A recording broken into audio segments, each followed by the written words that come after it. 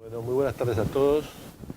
Nuevamente les agradezco vuestra presencia en esta que es nuestro tercer encuentro en el seminario de discusión teórica de nuestro departamento, en nuestro tercer encuentro del año 2015, ¿verdad?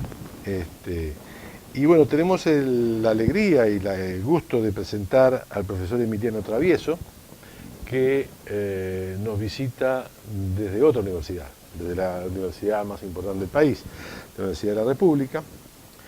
Emiliano es licenciado en Relaciones Internacionales, o sea que pertenece de alguna manera a nuestra tribu también, y está concluyendo su posgrado en Historia Económica y en Estudios Internacionales en la misma universidad. Se desempeña, por cierto, en ella como investigador en el programa de Historia Económica y Social de la Universidad de la República. El tema genérico al cual se va a referir Emiliano es algo que él ha llamado energía y relaciones internacionales, historias y teorías para armar, que es una forma muy elegante de plantearnos una problemática amplia y que seguramente nos va a permitir recorrer temas de interés para todos nosotros. Entonces, sin más, y para no demorar y no ocuparle el tiempo a Emiliano, le vamos a dar la palabra a nuestro expositor de hoy. Muchas gracias. Buenas tardes, muchas gracias a todos por estar acá. Gracias al Departamento de Estudios Internacionales de la Universidad Dort por esta invitación, en particular a Pedro Isern, que me hizo llegar la invitación para estar acá. Es muy bueno siempre salir un poco de las trincheras habituales y venir a conversar otros espacios. Y además para mí es un gusto porque, como comentaba Javier, yo me formé en mi carrera de grado en Relaciones Internacionales, y estar aquí es un poco estar en otra casa en la que podemos compartir y discutir muchas cosas, y es un poco volver a casa en el sentido que es volver al tipo de discusiones, al tipo de problemas, al tipo de interrogantes en el que me formé. Yo hoy voy a intentar convencerlos de que vale la pena pensar la cuestión energética desde las relaciones internacionales, y que tenemos, y tienen ustedes como jóvenes que se están formando en esta disciplina, un espacio interesante para pensar teorías y para pensar historias que tienen que ver con la energía en las relaciones internacionales. Por eso voy a empezar hablando un poco de historia, un poco de a partir de qué momento me parece a mí que la energía pasa a ser una cuestión central en nuestra disciplina. Luego voy a comentar un poco cómo las grandes teorías de las relaciones internacionales han abordado este tema y qué espacio libre nos dejan, que creo que es bien importante. Después les voy a contar una historia que tiene que ver con cómo la alta y la baja política, al decir de los realistas, juegan en esto y tenemos que incorporarlas. Y voy a terminar planteándoles 5 puntos de partida para pensar teoría o teorías sobre estas cosas, y ojalá que luego podamos discutir sobre esto, y ojalá que algunos de ustedes puedan retomar estos temas en sus monografías de grado o en otros espacios de investigación. Como comentaba Javier, yo ahora trabajo en un programa de historia, en un programa de historia económica, así que si bien este es un seminario de reflexión teórica, yo voy a hablar bastante del tiempo y del pasado, digamos. Eso no es sinónimo de hacer un discurso aburrido, sino que esperemos que sea sinónimo de mostrar cómo las cosas que pasan a través del tiempo, que eso es la historia, sacuden la reflexión teórica, ¿no? Un historiador económico de los más importantes, Carlo Cipolla, decía: la historia nos ayuda a pensar los problemas del presente, no porque nos diga cómo resolverlos, no, nos ayuda de una manera mucho más sutil, que es mostrarnos cómo se originaron, de dónde vienen esos problemas y cuál ha sido su desarrollo. Así que, hablando de orígenes y de dónde surgen los problemas, ¿desde cuándo es importante la energía o las fuentes de energía modernas? Pensamos carbón, pensamos en el petróleo. ¿Desde cuándo son importantes en las relaciones internacionales? Habitualmente, cuando uno quiere defender su objeto de estudio, está tentado a decir desde siempre. Lo que yo estudio fue importante desde siempre. Y es cierto que la energía, si pensamos en la energía muscular humana, digamos, fue importante desde siempre, ¿no? El tráfico de esclavos de alguna manera implicaba también traficar en en capacidad para hacer un trabajo, que eso es la energía, según nos enseña la ciencia física. Pero en realidad, pensando en fuentes de energía, nuestro problema, nuestro tema de hoy, esto que vamos a conversar en este rato acá, empezó como muchas otras cosas con la revolución industrial, ¿no? Antes de la revolución industrial, dicen los historiadores económicos, la producción era un juego de suma cero entre la energía y los alimentos. Es decir, yo tengo que elegir cuánto espacio destino para plantar algo que puedan comer animales y luego hacer fuerza con eso, ¿no? Generar energía con eso. Cuánto destino a la madera, a la leña y demás, y cuánto destino para alimento humano. Era un juego de suma cero. Eso se rompe cuando, mediante el carbón, la revolución industrial permite acceder a fuentes de energía que estaban allí, que nos permiten escapar de esa lógica de suma cero. Pero sobre todo, para nosotros que nos preocupan las relaciones internacionales, el cambio dramático que operó la revolución industrial en este asunto fue liberarnos de lo que me gusta llamar la tiranía de la distancia. Había una tiranía de la distancia en la energía antes de la revolución industrial. ¿Qué quiere decir esto? ¿Cuáles eran las fuentes de energía, además de la leña, que era en relación a su potencial energético de transporte muy caro? Pero ¿cuáles eran las fuentes de energía claves de las sociedades preindustriales? ¿Con qué fuentes de energía España llegó a América? ¿No? Bueno, con viento, ¿no? Con agua y con viento. El agua y el viento eran las principales, eran fuentes muy importantes de energía en ese periodo. Pero el agua y el viento tienen este problema de la distancia. ¿Cuál es el problema de la distancia? En el mundo preindustrial, la energía que yo genero con viento, con los molinos o con los molinos de agua, la tengo que consumir en el lugar y en el momento en el que la genero.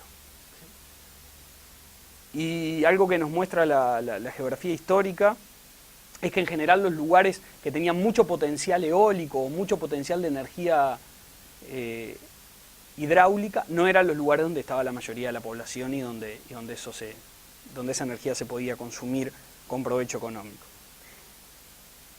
Esto que parece muy aburrido, ¿qué quiere decir? Quiere decir que la energía se transforma los energéticos se transforman en un bien transable decisivo, ¿no? Y para nosotros que estudiamos relaciones internacionales, cuando algo puede pasar entre fronteras, cuando la accesibilidad en términos tecnológicos, pero también en términos geopolíticos, cuando la posibilidad de acceder a un recurso energético existe a través de territorios crecientemente separados, eso se vuelve un asunto internacional cada vez más importante, ¿no? Pueden pensar en muchísimos ejemplos de cómo la dependencia energética hoy es clave para entender algunos conflictos internacionales, ¿no? Entre la necesidad de Europa Occidental del gas ruso, ¿no? Por ejemplo, las crecientes necesidades de importación de petróleo de los Estados Unidos y su política exterior e incluso sus campañas militares. Hay autores estadounidenses, Michael Clare es un ejemplo claro, han trabajado sobre este tema. Pero para que eso sea posible es necesario que la energía la podamos generar, producir, extraer en un lugar y usarla a una gran distancia. Y eso empezó en la Revolución Industrial.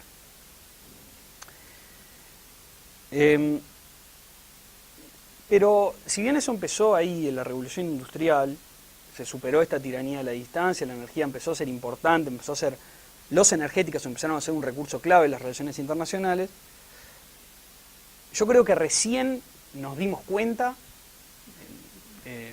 yo no era nacido y la mayoría de ustedes tampoco, pero las relaciones internacionales se dieron cuenta de que esto era muy importante con la crisis del petróleo, ¿no? Si algo sacudió la reflexión en torno a estos temas fue la crisis del petróleo. ¿Por qué? Porque la crisis del petróleo mostró por primera vez nítidamente algo muy importante. Que las principales reservas probadas de petróleo y que los principales países exportadores de petróleo tienen grandes distancias y grandes diferencias en muchos sentidos con los principales países consumidores de petróleo. ¿Sí? Si cada uno se imagina en un planiferio de los países que yo les nombro ahora, van a ver que hay grandes distancias geográficas, pero políticas, económicas y culturales entre estos dos grupos de países. Las principales reservas probadas de petróleo, ¿dónde están? En Arabia Saudita, en primer lugar. En Venezuela, en segundo lugar. En Irán y en Irak. En Kuwait y en los Emiratos Árabes Unidos. Ahí están la mayoría de las reservas del mundo. ¿Sí? ¿Y cuáles son los principales consumidores de petróleo? Estados Unidos, China, Japón, Alemania, Francia, el Reino Unido, por nombrarles los primeros 6. Si ustedes imaginan eso en un mapa, van a ver que no solo hay una distinción norte-sur, que existe ahí también, sino además grandes diferencias de niveles de desarrollo relativo, de instituciones, de políticas exteriores y de comercio, de rasgos religiosos, culturales y demás. Además, lo que en esto es interesante es que, a diferencia de lo que nos diría el razonamiento típico, estándar, de la economía convencional, ¿no? Que nos diría las grandes empresas para explotar esto van a surgir en los lugares donde estén las reservas, ¿no? Donde estén las fuentes de energía. Y no es así. Las principales empresas en el mundo de petróleo y de gas tienen sus casas matrices en los principales países consumidores, no en los principales países productores. ¿Dónde están las 6 primeras empresas en el sector energético? En Estados Unidos, en Inglaterra, en China. Entonces vemos que ese grupo de principales consumidores y el grupo de origen, de donde están originadas las principales empresas transnacionales, coincide.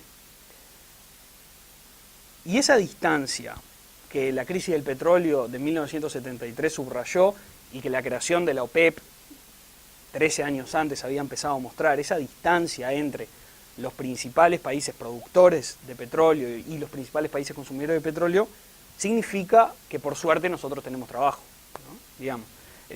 ¿Por qué tenemos trabajo? Porque tenemos unidades políticas autónomas con intereses enfrentados en un sector estratégico, ¿no? Y aunque Tucídides nunca conoció el petróleo, si nosotros le dijéramos eso, nos diría, muchachos, tienen trabajo. Ahí hay algo que un analista en relaciones internacionales puede pensar y tiene que pensar. Tenemos mucho para explicar y pensar, ¿no? ¿Por qué se da ese patrón, además de la existencia geológica de recursos en unos lugares y no en otros, ¿no?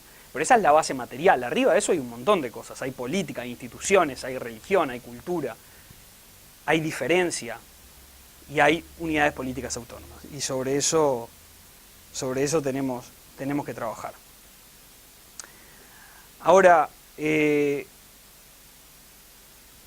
herramientas nos ofrecen las teorías clásicas de las relaciones internacionales que ustedes han estudiado?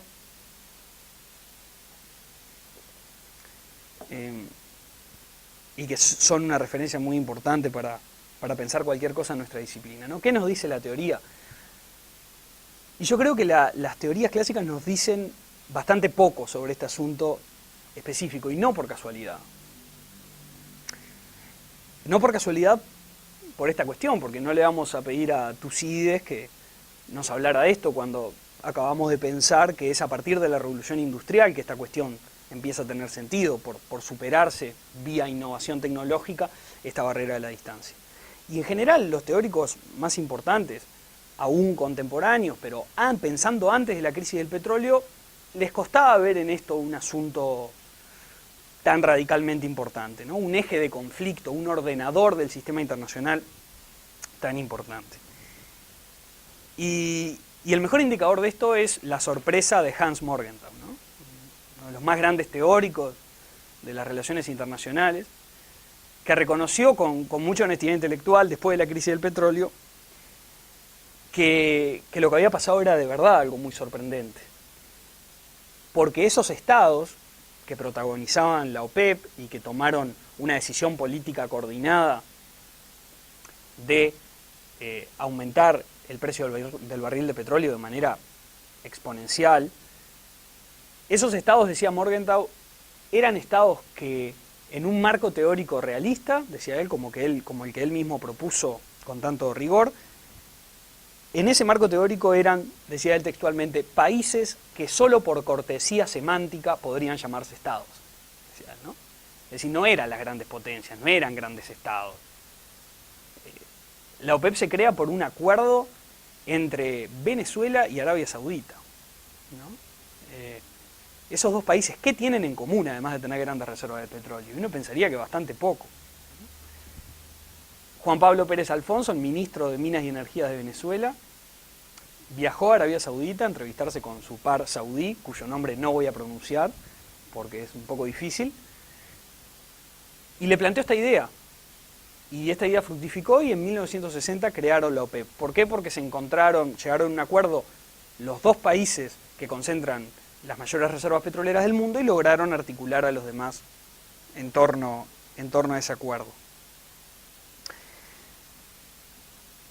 Entonces, esta sorpresa de Hans Morgenthau frente a lo que había pasado nos dice que las teorías clásicas de las relaciones internacionales no habían pensado puntualmente este problema. Claro, esto no quiere decir que estemos huérfanos de padres y madres teóricos, ¿no?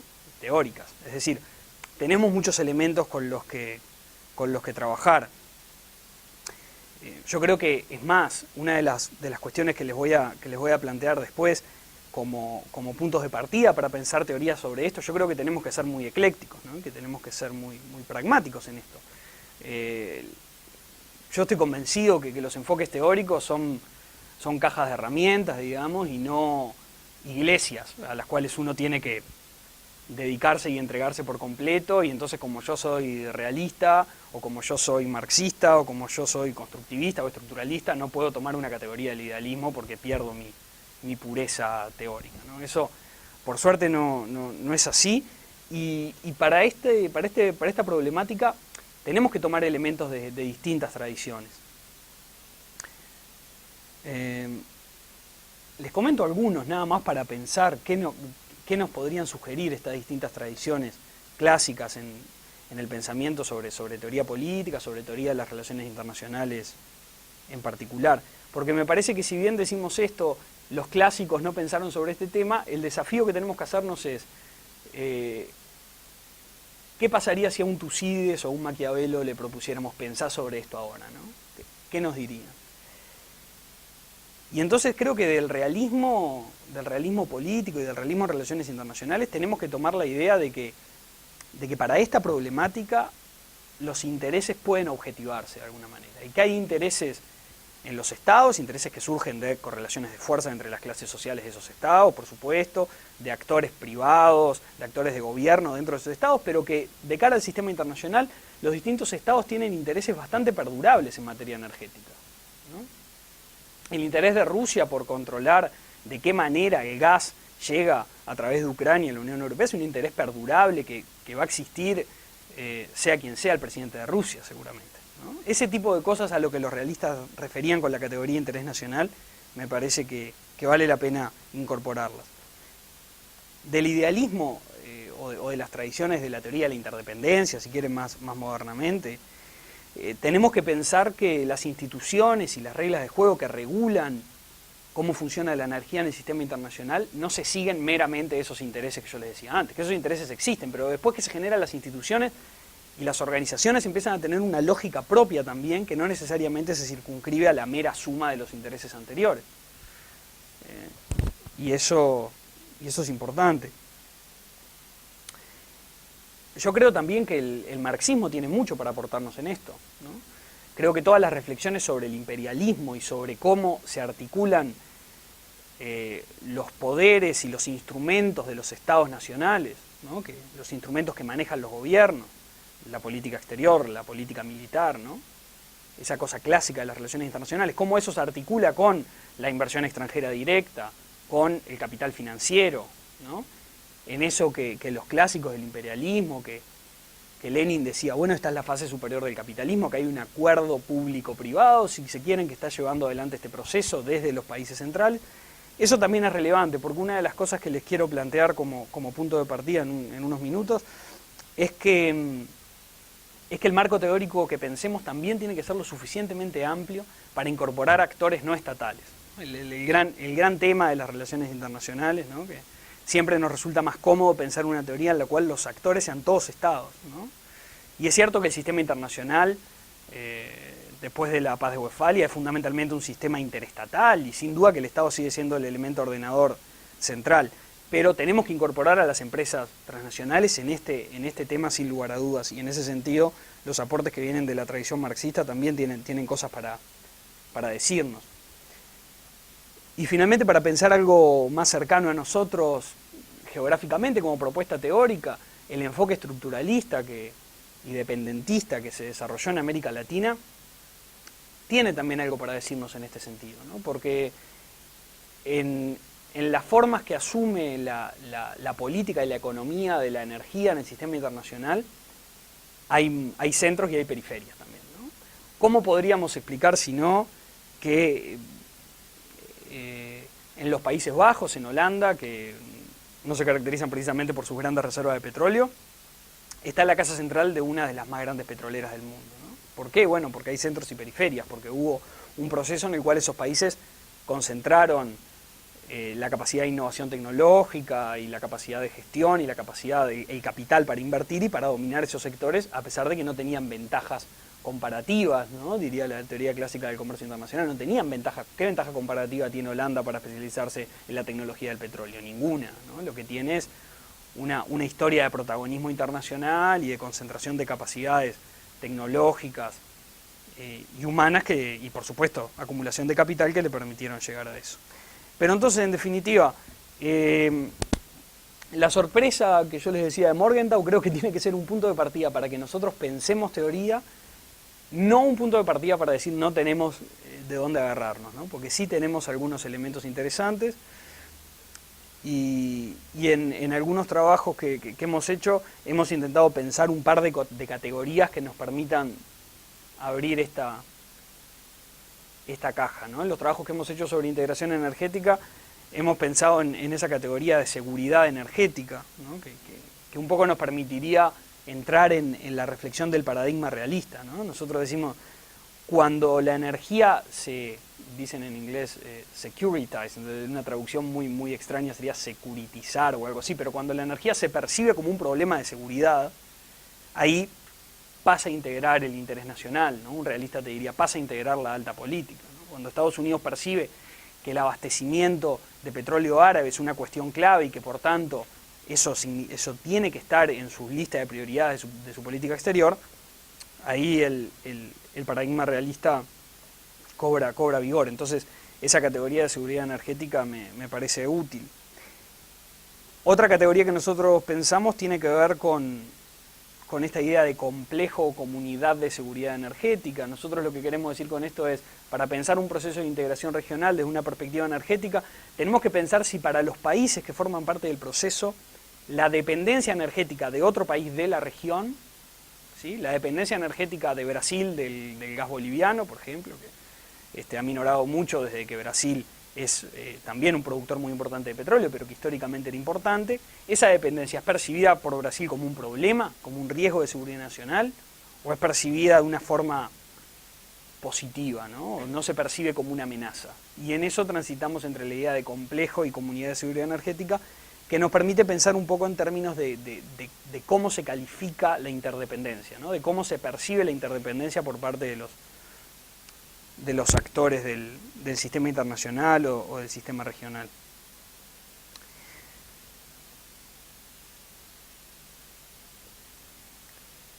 Así que bueno, creo que es bien claro que la energía es una cuestión internacional en este terreno clásico de las relaciones internacionales, ¿no? de la alta política, y a eso apuntan esas categorías que les comentaba. Pero yo no quería dejar de contarles una historia que ilustre un poco cómo no se trata solo de alta diplomacia y de espectaculares guerras e intervenciones militares y demás, sino que también se trata esto de relaciones económicas cotidianas, ¿no? Que son menos espectaculares, pero seguramente tanto o más importantes. Y me parece que nuestra teoría tiene que pensar eso también y tiene que tener un espacio para eso. Y la historia que quiero contarles sobre eso, que es una historia que también está para armar desde esta perspectiva, y que ojalá alguno resulte interesante para que podamos trabajarla, es la historia un poco del petróleo mexicano y la nacionalización del petróleo mexicano bajo Lázaro Cárdenas, ¿no? Yo creo que es una historia que, mirada desde esta perspectiva, nos muestra bien cómo tenemos que tener en cuenta alta y baja política, ¿no? La Constitución mexicana de 1917 había hecho algo extraordinario, que era declarar que los recursos del subsuelo pertenecían a la nación.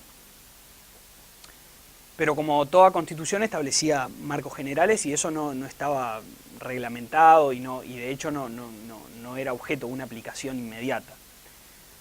Pero Lázaro Cárdenas en la década del 30 tomó ese legado político de la Revolución Mexicana que estaba expresado en la Constitución de 1917 y se puso a reglamentar esta cuestión, ¿no?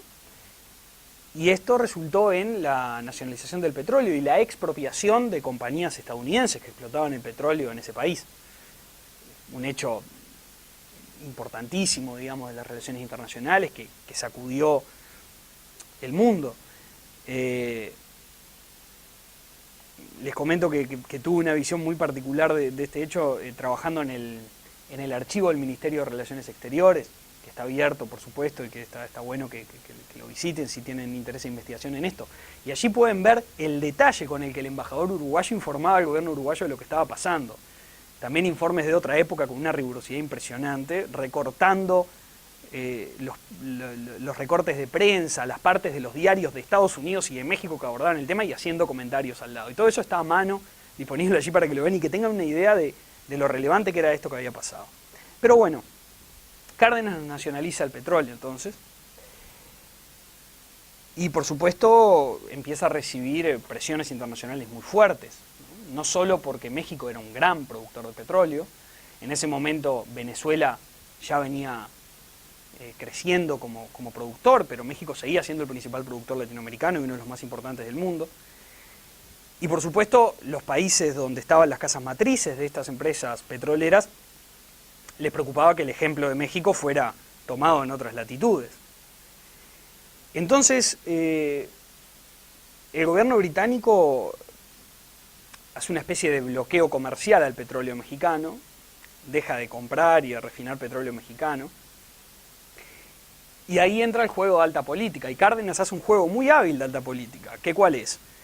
Fines de la década del 30, principios de la década del 40, saben ustedes en qué situación está el mundo, post-crisis del 29, comienzo de la Segunda Guerra Mundial, el fascismo y el nazismo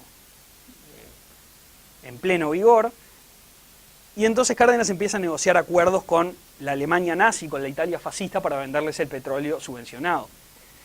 Algunos han leído esto como que Cárdenas tenía simpatías por el fascismo. Me parece a mí que no. Lo que hacía Cárdenas era decir, bueno, muy bien, los aliados no van a querer mi petróleo, bueno, yo les voy a demostrar que tengo otras oportunidades. Y ese es el juego diplomático por excelencia. De eso se tratan las relaciones internacionales, de ver siempre el mapa grande de todas las unidades políticas que están preocupadas sobre una cuestión. Y entonces con esto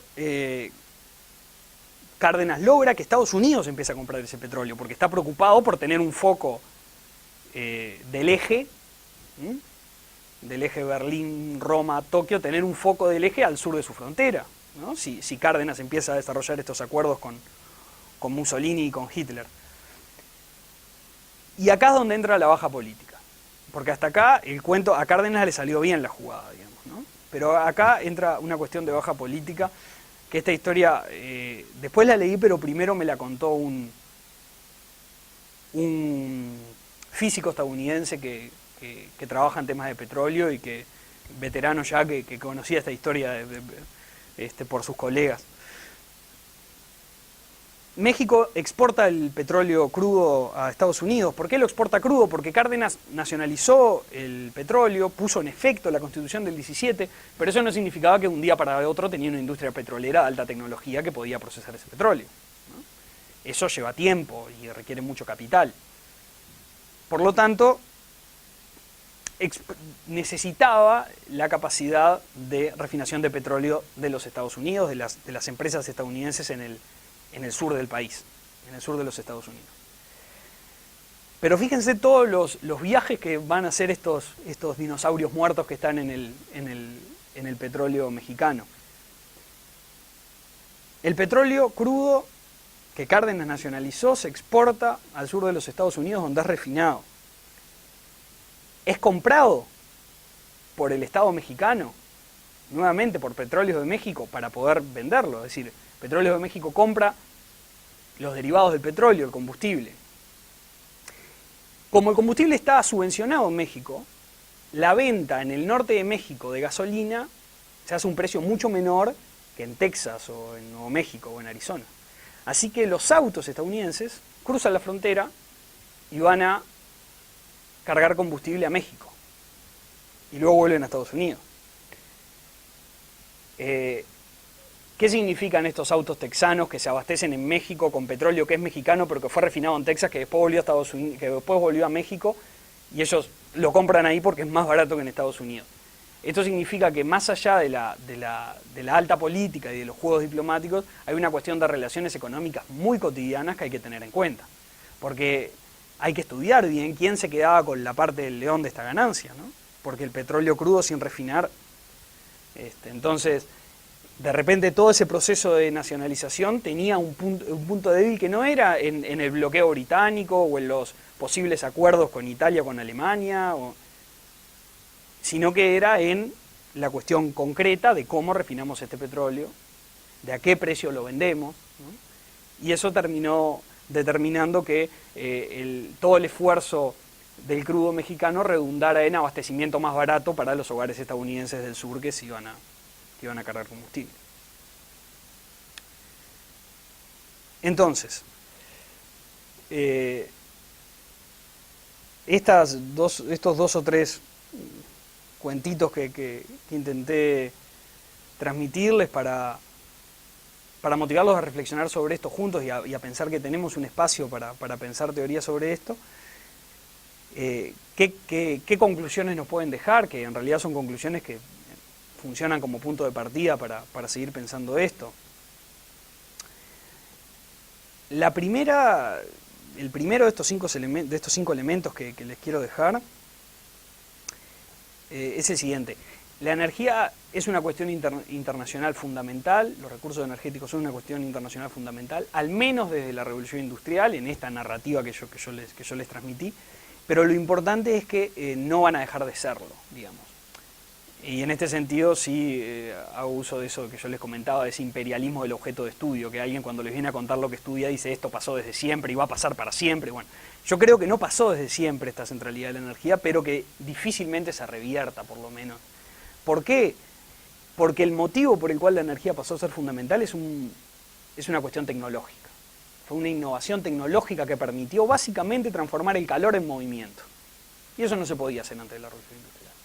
Y como eso se pudo hacer ahí, eso permitió superar aquella tiranía de la distancia y habilitar a los recursos energéticos como una cuestión clave en las relaciones internacionales.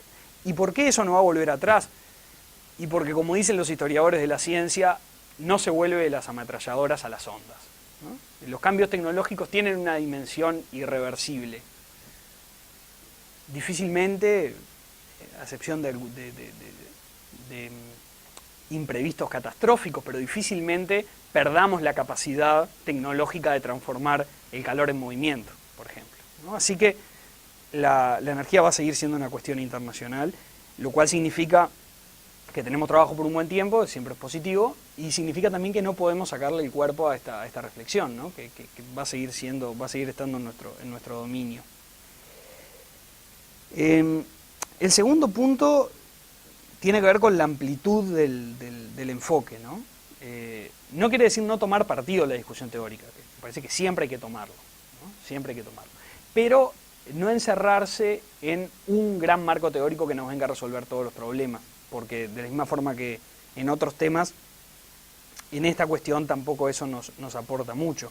Entonces, ¿en qué sentido debe ser amplio el marco teórico? Y debe en primer lugar hacer espacio, tener un ámbito pensado en la teoría para incorporar actores de distinta naturaleza, ¿sí? Para esto no alcanza a pensar solo en términos de los estados nacionales y pensar solo en términos de toma de decisiones en los estados y un modelo muy, muy estatocéntrico. Tampoco alcanza un modelo estrictamente de negocios internacionales que piense todo en términos de rentabilidad y empresas transnacionales. No alcanza ninguno de los dos y hay que de alguna forma incorporarlos a ambos. Y de eso para eso podemos aprender mucho de la economía política anglosajona, digamos, de la economía política internacional de origen anglosajón y por supuesto de la tradición marxista y en particular dependentista en América Latina, ¿no? Esos autores siempre hicieron un esfuerzo por decir, cuidado, relaciones internacionales son todo, son empresas transnacionales y son estados y hay que ver cómo actúan en conjunto y demás. Y el marco teórico también tiene que ser amplio para incorporar categorías de distintas tradiciones. Y si estamos estudiando cómo cambió el discurso brasileño sobre la integración energética a partir de que descubrieron en Bahía Franca que tienen importantísima reserva de petróleo y eso les permitió, por ejemplo, triplicar el pago anual que le hacen a Paraguay por la energía de la represa de Itaipú, o multiplicar también varias veces el pago que hacen por el gas boliviano, en el sentido de que dependen menos de esos energéticos, entonces pueden mostrar más generosidad y asumir más de los costos del liderazgo de la integración regional. Si estamos pensando ese tema, por ejemplo, categorías propias del constructivismo en relaciones internacionales nos pueden decir mucho, ¿no? Es decir, cómo se construye el discurso en ese sentido, cuál es la imagen de sudamericanismo que Brasil proyecta y propone, tiene que ver también con su situación y su balance energético. Así que amplitud para incorporar actores y amplitud para tomar categorías de distintas tradiciones intelectuales. La tercera idea tiene que ver con el potencial explicativo del marco teórico y un poco con lo que yo quería contarles con esa historia del petróleo mexicano, ¿no? Es decir, tenemos que poder incorporar alta y baja política a la cuestión. Las relaciones económicas cotidianas en el ámbito internacional seguramente no generen muchas producciones, muchas superproducciones de Hollywood, porque no son algo muy espectacular, como sí las invasiones o las guerras, pero son también bien importantes. Y los últimos dos puntos. Un punto de partida a mí me parece que tiene que ver con reconocer la especificidad de la energía frente a otros problemas de recursos naturales, ¿no? Y para esto solo una reflexión que es la siguiente. La energía seguramente en términos históricos de largo plazo nunca fue tan barata hoy. Nunca en la historia se pudo acceder a energía de forma tan barata y tan sencilla como hoy. Pero eso no significa que sea menos importante que antes, porque es más barata, ¿no? La energía tiene sus particularidades y la principal particularidad como recurso es que es imposible de sustituir, digamos, por otro. Es difícil encontrar un bien sustituto en ese sentido. Y el último punto de partida, y con esto los dejo y les pido disculpas por haberme extendido demasiado, tiene que ver con la perspectiva histórica, ¿no? Es decir, siempre tenemos la tendencia, me parece a mí, cuando pensamos en relaciones internacionales, a intentar explicar la coyuntura actual y, si es posible, predecir lo que va a pasar, y eso sería como el logro máximo, ¿no? Pero no, tenemos que pensar que antes de eso debemos ocuparnos también de interpretar el pasado y prestar atención a cómo las cosas cambian a través del tiempo, que eso es lo que un historiador espera a hacer notar y a convencer a los demás. Y de eso yo creo que Tucídides estaba convencido, y eso nos enseña la historia de la guerra de Peloponeso, que cuando yo hice mi licenciatura me enseñaron que era la obra fundante del análisis en relaciones internacionales, y eso también lo reconoció Morgenthau cuando dijo: estos estados que yo creía que ni estados eran, hicieron algo muy importante con la OPEP y con la crisis del petróleo. Así que yo ahora nada más les agradezco, espero que hayan logrado mantener la vigilia, que sé que no es sencilla a esta hora de la tarde, con una exposición tan larga y seguramente aburrida, y quedo a las órdenes de ustedes.